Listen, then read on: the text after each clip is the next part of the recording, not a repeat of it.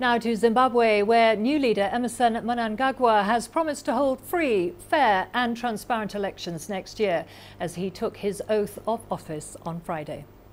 I, Emmerson Mnan-gagwa. Zimbabwe's new president was sworn in at a ceremony witnessed by more than 60,000 people, among them several heads of state and leaders of the opposition.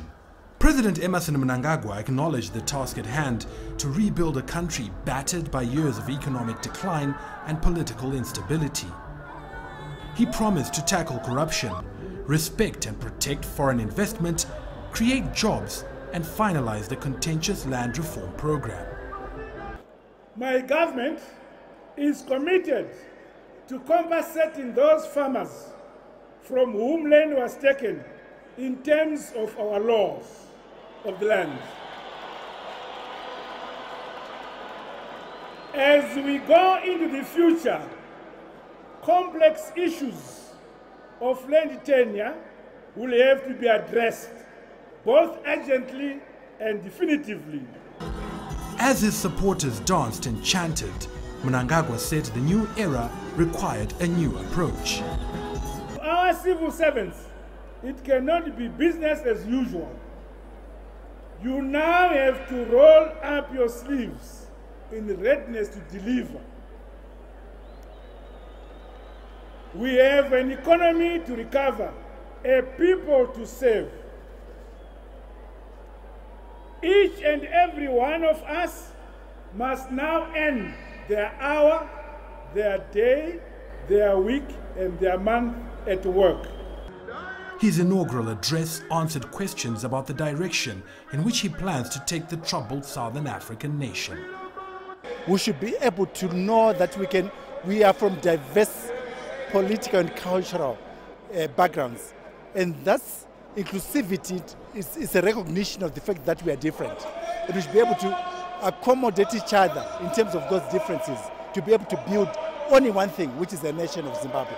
People given the land need to use it properly, be resourced, and those who aren't using it should be given to those who can, so that because this country can produce, we are the bread basket of Africa, and therefore we need to reclaim that status. Mnangagwa is only Zimbabwe's second leader since independence. He paid tribute to his predecessor, Robert Mugabe, whose legacy he said should be honored. Farai Mwakutuya, CGTN, Harare, Zimbabwe. Well, let's get you more on that now. CGTN's Farai Mwakutuya joins me from Harare. Farai, out Mugabe, in Emmerson Mnangagwa. Is this a new era?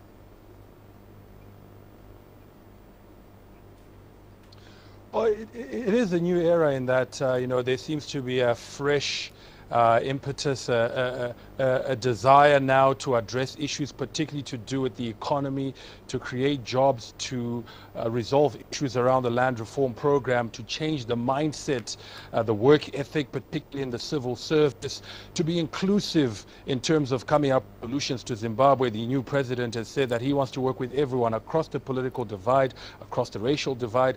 Every Zimbabwean has a role to play in terms of building this nation. So in that respect, that is a tone that we didn't hear often in the previous regime. We also know that he's wanting to reach out to countries that had isolated Zimbabwe, that had turned their backs on Zimbabwe, to re-engage them, and he struck a conciliatory tone with them. So in that respect, it is a new era. We wait to see if indeed the talk will be backed up with the walk. Absolutely. And Farai, what did he say will be his priorities? Well, as everyone predicted, and I think as everyone desires, the economy and addressing issues to do with the economy. He said that we need to rebuild this country. It's been battered by years of economic decline. It's been battered by sanctions. He talked about creating jobs, particularly around the agricultural sector, which is obviously the mainstay of this economy and could be the trigger into other, subsectors and, could lead into agro-processing amongst many other things. So he's talking about job creation. He's talking about attracting attracting investment, but also respecting and protecting, the rights of investors here, the rights of people who set up businesses here. So it's all about confidence building, if I'm to read anything into it. He's saying the right things to try and win the confidence of the partners that he needs to rebuild this country. And that was the tone of his speech, Karen. Okay, so he's saying the right things, but Zimbabweans, those that you have spoken to, are they convinced that things will change for the better?